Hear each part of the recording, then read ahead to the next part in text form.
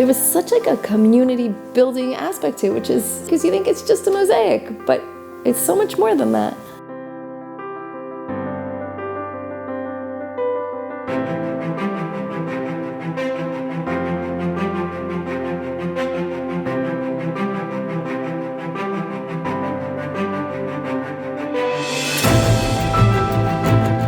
My philosophy of how to do this with people is to make it accessible to everybody and make it in a way that everybody feels empowered to be able to make art without being an artist. For anyone doing a large project, whether it's a family or even an organization, I design it with them. I set up all the tiles and the boards and show them how to do the actual mosaic.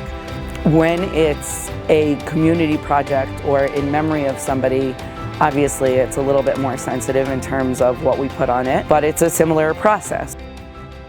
So after war broke out, Benjamin was a paratrooper fighting in Gaza, and 6 weeks into war he was killed in northern Gaza.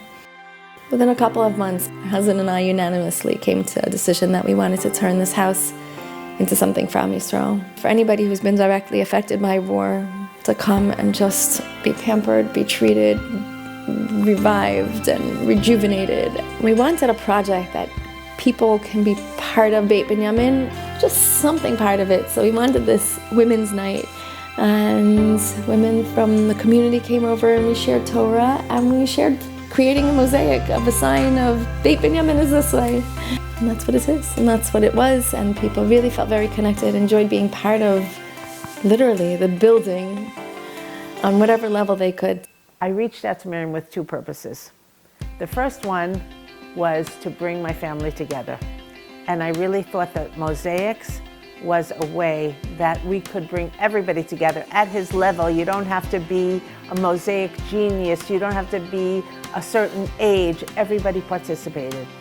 And the second purpose, which was just as important, was doing something to really make a fish pond.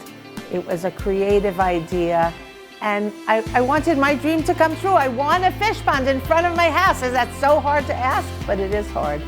But you'll see it. It's beautiful. Working with Miriam, who really has an incredible talent, and finding those communities who can benefit from this type of therapy, and she brings it to life, not only for the community here in Israel, but also for the community in the diaspora who chooses to twin and make this magic happen. So it's not just a fish pond, which is really what I wanted, but it's also a sort of a picture of where my family stood at that time. I am hoping that everybody who participates in my workshop takes away not only that they had a fun few hours, or a nice few hours, or a relaxing few hours, but that when they look at the piece that they made, they feel good about what it represents to them.